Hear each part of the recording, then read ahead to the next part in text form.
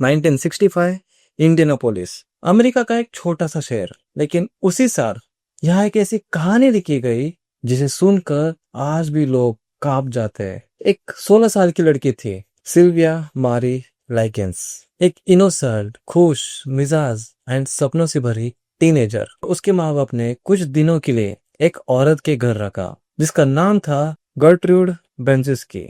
सोचा था कि वो अपनी बेटी जैसे रखेगी, पर उन्हें क्या पता था कि इस घर में लिखी जा रही थी एक हॉरर स्टोरी, एक ऐसा नाइटमेयर जहां हर दिन एक नया दर्द का चैप्टर लिखा जा रहा था। शुरू में सब नॉर्मल था, लेकिन धीरे धीरे सिल्विया के लिए वो घर एक कैद खाना बन गया। हर दिन कुछ नया जुल्म, हर दिन एक नया निशान। 3 महीने तक उसके साथ जो हुआ उसने पूरी दुनिया को हिला दिया। अक्टूबर 26, 1965 जब पुलिस उस घर में पहुंची तो उन्होंने एक ऐसे मंजर देखा जिसे वो कभी भूल नहीं पाए। सिल्विया के शरीर पर 150 से ज्यादा घाव देखे गए एंड ये केस इतना डार्क था कि कोर्ट ने इसे the most diabolic case ever seen कहा। Banishevsky was convicted of the 1965 brutal torture and slaying of a neighbor's child, 16-year-old Sylvia Likens. The girl was bludgeoned, scalded, tattooed, and starved by Banishevsky and her children while she lived in their home. Banishevsky was sent to prison for life. पर सवाल ये है, एक 16 साल की innocent लड़की के साथ आखिर हुआ क्या? कैसे एक नॉर्मल घर इंसानियत के कत्ल खाना में बदल गया? यह है सिल्विया लाइकेंस की कहानी, और जो आप अगले कुछ मिनटों में सुनने जा रहे हो वो आपको सोचने पर मजबूर कर देगा।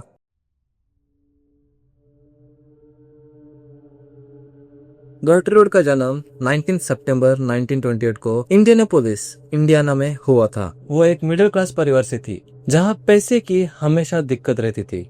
छोटी सी उम्र में सिर्फ 11 साल की थी जब उसने अपने पिता को अपने सामने हार्ट अटैक से मरते हुए देखा। उस पल ने उसकी जिंदगी में गहरा असर डाल दिया। 16 साल की उम्र में ही उसने अपना स्कूल छोड़ दिया और 18 साल का एक लड़का जॉन से शादी कर ली। पहले सब नॉर्मल था, लेकिन धीरे धीरे उसका रिश्ता टूटने लगा। जॉन का टेम्परेचर वायलेंट था, वो गर्ट्रूड पर हाथ उठाता था। फिर भी दोनों एक साथ 10 साल तक रहे और उनके 4 बच्चे हुए। डाइवोर्स के बाद गर्ट्रूड ने फिर से शादी कर ली, पर वो सिर्फ 3 महीनों में खत्म हो गई। फिर कुछ साल बाद गर्ट्रूड फिर से अपने पहले हस्बैंड के पास चली गई और 2 और बच्चे हुए। लेकिन उनका दूसरा डाइवोर्स 1963 में वापस हुआ। 3 फेल्ड मैरिज के बाद गर्ट्रूड ने एक नया रिश्ता कोशिश की, एक जवान वेल्डर डेनिस के साथ, पर यह रिश्ता भी अब्यूज और तोड़फोड़ से भरा था। उसके साथ एक बेटा हुआ, डेनिस जूनियर। लेकिन कुछ ही महीनों बाद डेनिस उसे भी छोड़ के चला गया। अकेली, पैसों की कमी में डिप्रेशन से जूझ रही गर्ट्रूड अपने 7 बच्चों के साथ गुजारा कर रही थी। 1965 तक वो बस 36 एज की थी, लेकिन थकी हुई, कमजोर और चेन स्मोकर बन गई थी। उसका वेट सिर्फ 45 केजीज था।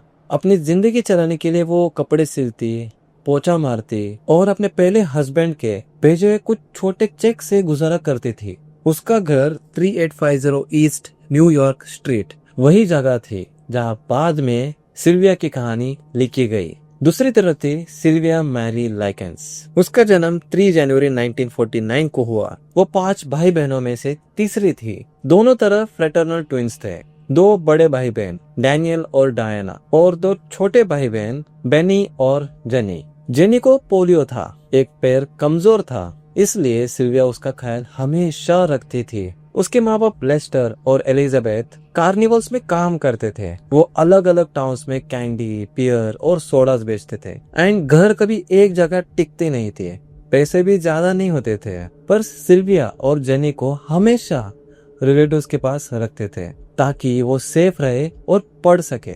सिल्विया बचपन से ही एक लविंग और कॉन्फिडेंट थी। उसके दोस्त ने उसे कुकी नाम दिया था। उसके लंबे बाल, हमेशा मुस्कुराता हुआ चेहरा और एक मिसिंग फ्रंट टूथ, ये सब उसका पहचान था। वो अपने नेबरहुड में बेबी सिटिंग के काम करती थी, कपड़े प्रेस करती एंड छोटे मोटे जॉब्स करती थी, जिसमें से थोड़ा पैसे अपनी माँ को देती थी। उसे बीटल्स के गाने पसंद थे, स्केटिंग का शौक था और सबसे ज्यादा अपनी बहन जेनी के साथ वक्त बिताना अच्छा लगता था। जून 1965 में सिल्विया और जेनी अपने पेरेंट्स के साथ इंडियानापोलिस में थे, लेकिन जुलाई में जब उनकी माँ शॉपलिफ्टिंग के केस में जेल गई, तब उनके फादर ने उन दोनों को टेम्पररी रहने के लिए जगह ढूंढी।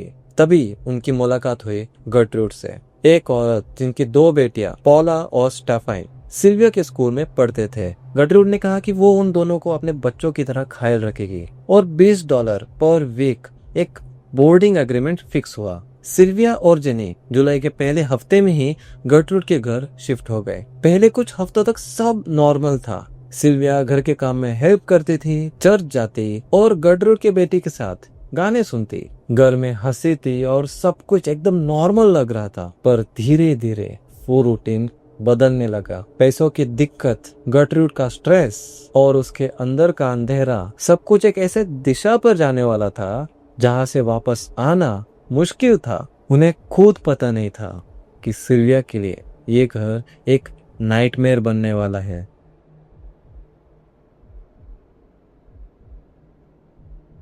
लेस्टर लाइकन्स ने गर्ट्रूड को हर हफ्ते $20 देने का वादा किया था ताकि वो दोनों बेटियों का ख्याल रख सके। शुरू के 2 हफ्ते सब नॉर्मल था, लेकिन धीरे धीरे पेमेंट्स डिले होते गए एंड कुछ दिन बाद पेमेंट्स आने ही बंद हो गए। एंड यही बात गर्ट्रूड को गुस्से में भर देती थी। उसने अपना सारा गुस्सा सिल्विया और जेनी पर निकालना शुरू कर दिया। वो उन दोनों को नंगी पीठ पर पैडल से मारने लगी। कहती थी, मैंने तुम दोनों को फ्री में संभाला 1 हफ्ते तक। एक बार तो पॉला, जो गर्ट्रूड की बेटी थी, उसने सिल्विया और जेनी पर ये इल्जाम लगाया कि वो चर्च में ज्यादा खाना खा लिया। इस बात पर उन्होंने तकरीबन 15 बार पैडल से मारा गया। धीरे धीरे गर्ट्रूड का गुस्सा सिल्विया पर केंद्रित हो गई। उसका कारण था सिल्विया से जलन, उसकी जवानी, उसकी सुंदरता और ईमानदारी से। उसने सिल्विया को मार पीट कर, उसे भूखा रखकर और उसे सड़ा हुआ खाना खिलाकर सजा देना शुरू कर दी। कभी उसे कचरे से खाना निकाल कर खिलाया जाता। एक बार गलत इल्जाम लगाया कि उसने चॉकलेट बार चुरा ली, जबकि उसने खुद खरीदा था। अगस्त के एंड तक सिल्विया पर फिजिकल नहीं बल्कि इमोशनल ह्यूमिलिएशन भी शुरू हो गई। एक दिन बात निकालती गई और सिल्विया ने कहा कि उसका एक बॉयफ्रेंड था लॉन्ग बीच में, जब वो कैलिफोर्निया में रहती थी। गर्ट्रूड ने पूछा, तुमने कभी किसी लड़की के साथ कुछ किया है? सिल्विया बोली, आई गेस सो, और कहा कि वो स्केट करने गई थी, पार्क गई थी। फिर गर्ट्रूड ने उसे कहना शुरू किया, तुम्हारा पेट तो बढ़ रहा है, लगता है तुम प्रेग्नेंट हो। सिल्विया ने मजाक में कहा, लगता है डाइट में जाना पड़ेगा। तभी गर्ट्रूड ने सब लड़कियों के सामने कहा, जब कोई लड़की कुछ करती है लड़कों के साथ तो वो प्रेग्नेंट हो जाती है। और फिर उसने सिल्विया के जेनिटल पार्ट में मार दिया। पोला, जो खुद 3 महीने की प्रेग्नेंट थी, उसने सिल्विया को चेयर से गिरा दिया और ये बोला, तुम चेयर पर बैठने के लायक नहीं हो। एक दूसरे दिन डिनर के दौरान गर्ट्रूड, पोला, एक पड़ोसी का लड़का रैंडी सिल्विया को जबरदस्ती एक हॉट डॉग खिलाया जिसमें मस्टर्ड और मसाले ओवरलोड थे। सिल्विया ने उसे खाते हुए ही उल्टी कर दी, लेकिन गर्ट्रूड ने उसे मजबूर किया कि वो अपनी उल्टी भी दोबारा खाए। सिर्फ एक बार सिल्विया ने रिटेलिएशन की। स्कूल में उसने एक रूमर्स फैला दिया कि पोला और स्टेफन एक प्रोस्टिट्यूट है। एंड जब ये बात स्टेफन को पता चला, उसने सिल्विया को पंच मारा। सिल्विया रोते हुए माफी मांगती रही, लेकिन जब स्टेफन का बॉयफ्रेंड 15 साल का कॉय हबर्ड इस बात को सुना, उसने सिल्विया को ब्रूटली मारना शुरू किया। उसका सर दीवार से टकराया और जमीन पर फेंक दिया। और फिर उसके बाद भी गर्ट्रूड ने घर आके उसे पैडल से मारना शुरू किया। एक मौके पर पोला ने इतने जोर से सिल्विया के चेहरे पर मारा कि उसका अपना हाथ टूट गया। बाद में उसने प्लास्टर कास्ट का यूज सिल्विया पर मारने के लिए किया। गर्ट्रूड सिल्विया पर बार बार झूठी इल्जाम लगाती रही कि वो गलत लड़की है, उसका कैरेक्टर खराब है। गर्ट्रूड जेनी को भी टॉर्चर करती रही, उसे मजबूर करती थी अपनी बहन को मारने के लिए। एंड अगर वो ना माने तो उसकी भी पिटाई होती थी। एंड गर्ट्रूड ने पड़ोस के कुछ लड़कों को भी शामिल किया।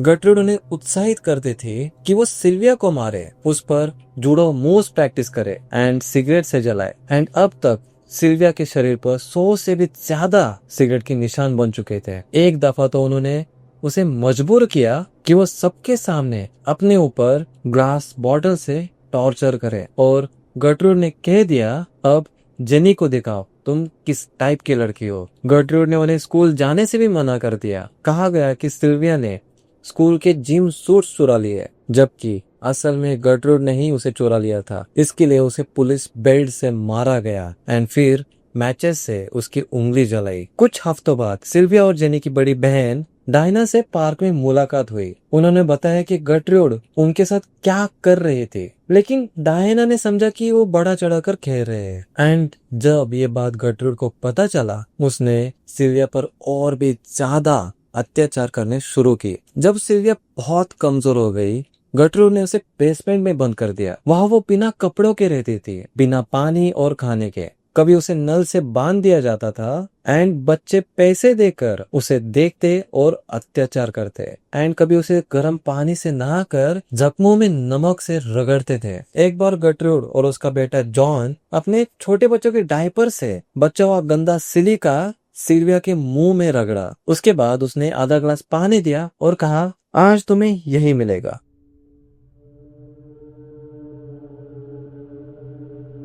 अक्टूबर 22 को जॉन ने उसके सामने एक सूप बाउल रखा एंड जैसे ही सिल्विया खाना चाहा, उसने हटा लिया। पर सिल्विया एक्सट्रीम भूख और डिहाइड्रेशन से परेशान थी, लेकिन फिर भी रात को सिल्विया ने थोड़ा पानी पीने की कोशिश की। लेकिन सुबह गर्ट्रूड ने उसे दोबारा मारकर पनिश किया एंड उसे जॉन और दूसरे बच्चों के सामने उसे मजबूर किया कि वो अपने शरीर में वाटर डाले और उसे और भी टॉर्चर करे, और फिर उसे दोबारा बेसमेंट पे भेज दिया। 23 अक्टूबर को गर्ट्रूड ने उसे दोबारा बुलाया और कहा, तुमने मेरे बच्चों को ब्रंड किया, अब मैं तुमको ब्रंड करूंगी। उसने हीटेड नीडल से सिल्विया के पेट पर लिखा कि I am prostitute and proud of it. काम होने पर गर्ट्रूड ने 14 साल के रिचर्ड हॉब्स को बोला कि लिखना पूरा करे। सिल्विया दर्द से करार थी, लेकिन चुप थी। बाद में गर्ट्रूड ने सबको चिढ़ाते हुए कहा, अब तुम शादी कैसे करोगी सिल्विया? सिल्विया रोते हुए बोली,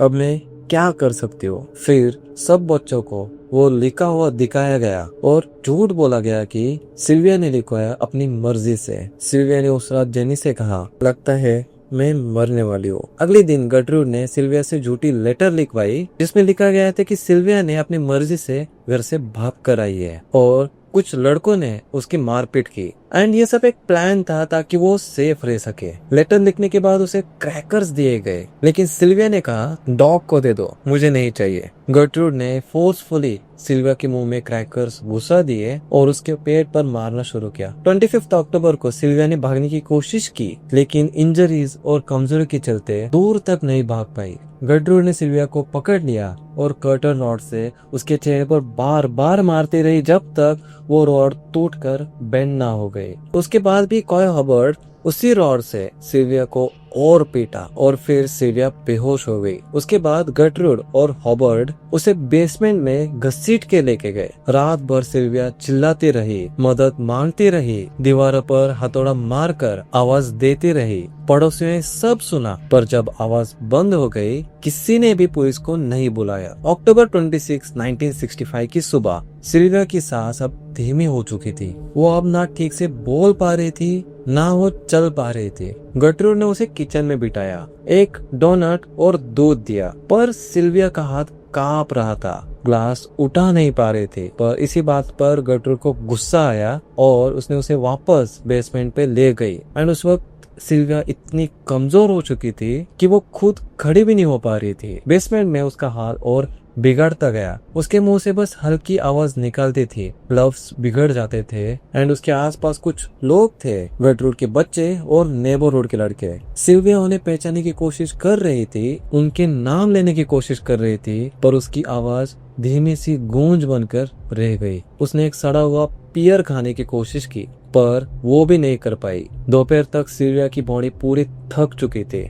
थोड़ी देर बाद गर्ट्रूड ने अपने बेटे जॉन को कहा कि वो सिल्विया को पानी से धोए। उसने गार्डन होस से उस पर पानी फेंका और इसी मौके से सिल्विया भागने की कोशिश की। स्टेयर्स तक गई, पर बीच में ही गिर गई। गर्ट्रूड ने उसके सर पर पैर रखा और चुपचाप उसे देखती रही। शाम तक घर साइलेंस था, जब तक स्टाइफन और एक लड़का रिचर्ड हॉब्स बेसमेंट में चले गए। उन्होंने देखा कि सिल्विया की बॉडी ठंडी पड़ चुकी थी। स्टाइफन ने उसे उठाया, कपड़े बदले और मैट्रेस पर लेटा दिया। सिल्विया ने धीमे आवाज में कहा, मुझे डैडी के पास जाना है, मुझे घर ले चलो। उसके कुछ पल बाद वो हमेशा के लिए खामोश हो गई। सिर्फ 16 साल की उम्र में सिल्विया लाइकन्स की कहानी यही खत्म हुई।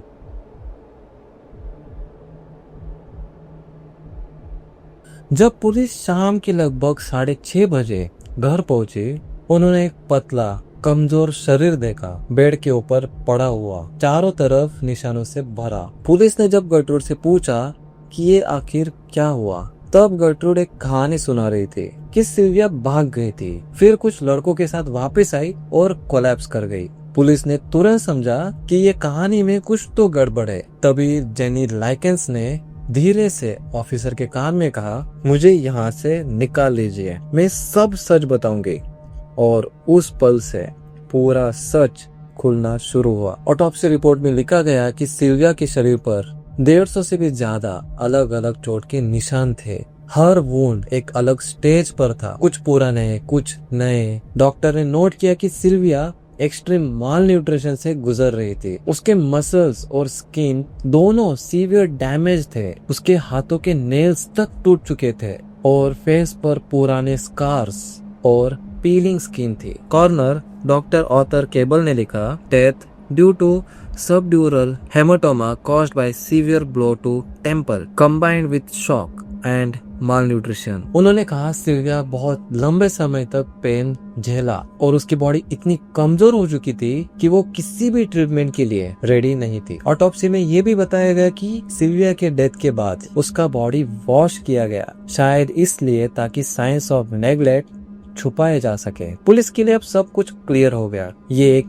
प्लान्ड प्रोलॉन्ग टॉर्चर था। अक्टूबर 29, 1965 को सिल्विया की फ्यूनरल लेबनान, इंडियाना में हुआ। ग्रे कॉफिन में उसकी एक पुरानी फोटो रखी गई थी जो जुलाई 1965 में ली गई। एक मुस्कुराती लड़की जिसे दुनिया ने तोड़ दिया था। रिवरेंड लुइस गिब्सन ने कहा, हम सबका वक्त आता है पर कोई भी सिल्विया जैसा दर्द डिजर्व नहीं करता। 100 से ज्यादा लोग आए, कुछ रोते हुए, कुछ शौक में चुप। उसके ग्रेव पर लिखा गया,